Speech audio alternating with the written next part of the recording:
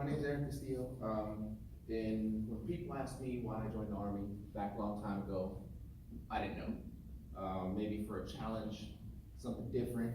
Wasn't really too sure on why at the moment, but then it kind of like changed over time. As you progress through the ranks, your meaning changes, your purpose changes, your direction changes, and you put yourself like on a grander scale to just defend the people of the United States overall for the most part. Just a little insight about that for a second. So, who here knows what weed is? Okay, good. People know what it is. Who knows someone that does smoke it? Okay, good. Because I was about to say, if you didn't, then I'd call you a liar, because I do.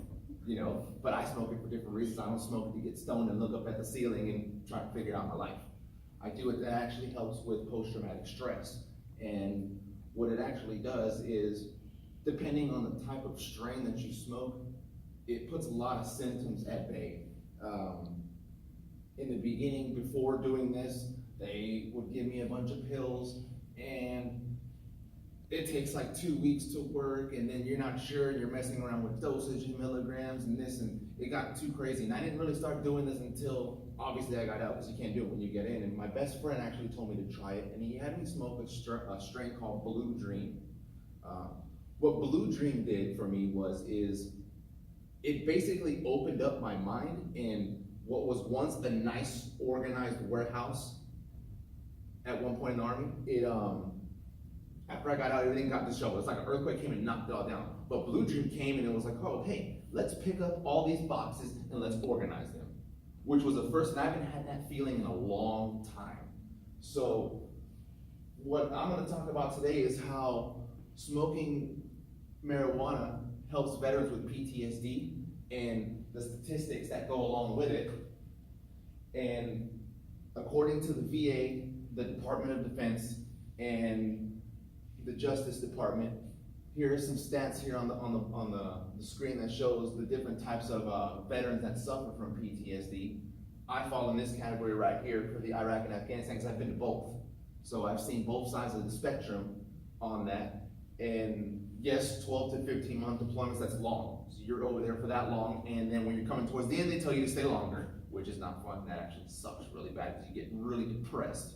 So, and then they teach you how to go fight, but they don't teach you how to deal with it when you come back.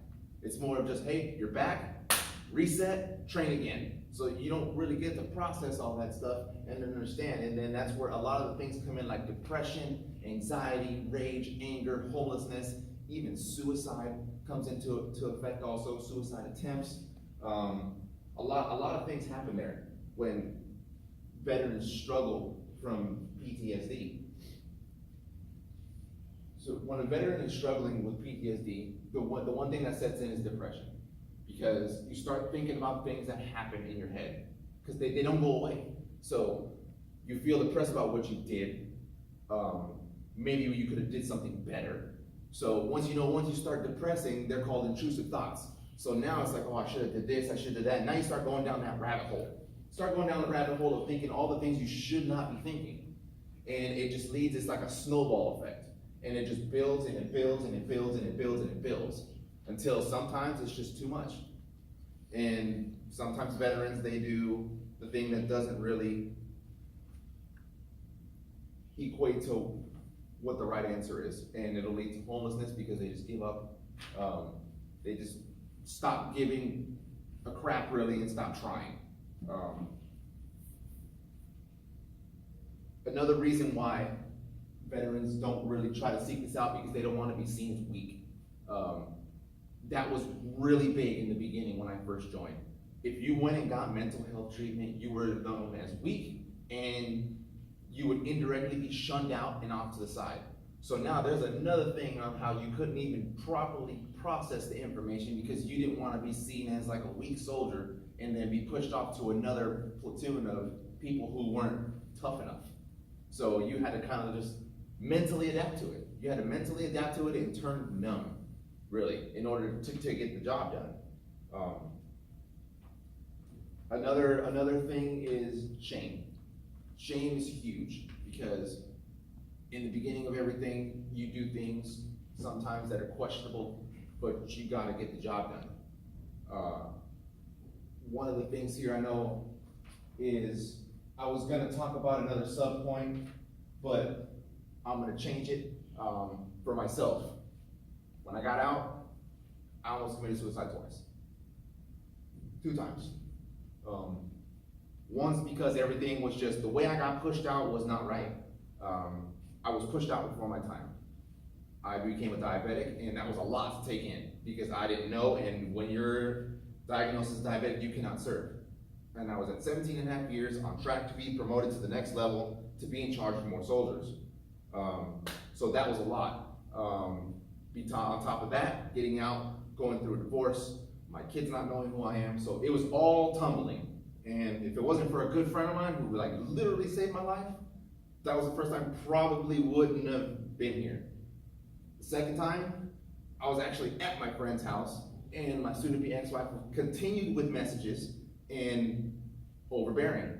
I had no car, I had no house, I was isolated, and again, he came and saved my life. Then I started getting the right treatment. I went to an inpatient facility in Chicago, which helped process all the information and just helped me deal with all the crap that happened here. Like, right there, all of it. Just ripping Band-Aids off left and right, like, okay, process this, process that. What was the worst emotion? And it helped. I don't have those thoughts anymore. On top of all that, I had a blackout. I got arrested. Like, it was just complete nightmare. So now, like, this helps. So now I'm on the right track. I still have my job. I got another car. I just moved into an apartment. So because of that, everything started building up. So now I'm gonna show you something just to kind of hit it home a little more. This is a video that talks about, and he's a tanker who went through post-traumatic stress. And it's a music video that he talks about triggers. So I'll play that real quick, it's about 3 minutes long.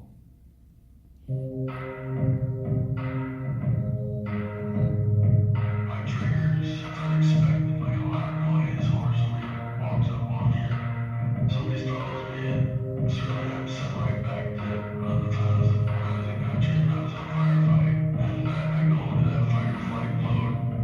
Sometimes, yeah, I'm good, and at times, oh, I'm not. Ain't to take control like a hot bullet pipe, trying to block bad memories, 'cause, yeah, I got a lot. I'm talking about triggers, yeah, I wish it was out. The smell of burning smoke on the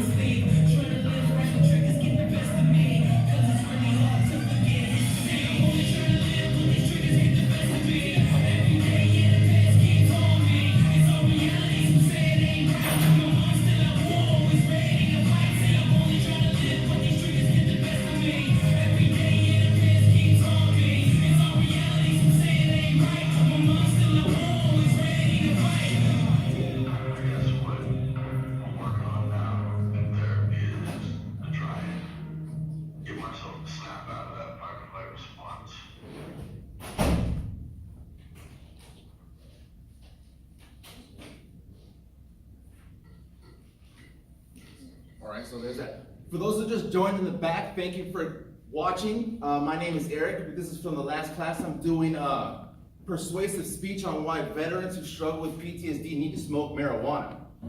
Right? Okay, cool. So now, after watching that video, this is what veterans happen. This is what happens. This is what we deal with. This is what we see. This is the struggle we go through. So there's an app called Leafly, which I think some of y'all might know what it is. What it does is it talks about a certain strain and it gives you all the effects about what it does. It tells you what's good, what's bad, and these are actual reviews by people who smoke it. Some doctors go review on there. There's medical things, there's negatives. Like this one's called Girl Scout cookies. No, it doesn't taste like that, okay? But here's the effects. You're happy, you're relaxed, euphoric, and depending on what you want and what you're looking for, you take the specific strain that you want.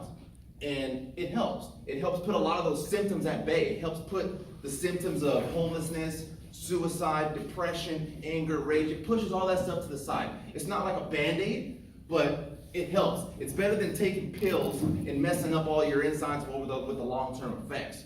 So in conclusion, I think that if people actually get smart, and maybe the people of this app and the VA, because they're actually starting to do studies with CBD and THC. I think if they actually work together, we can minimize the pills, and veterans can actually smoke marijuana for medicinal purposes and not sit there laying on the floor staring at the ceiling, stoned off their ass, but actually be driven with the certain strains that make you get up, that make you go do work, make you actually pursue stuff in your life, like how it helped me and it actually changed my life.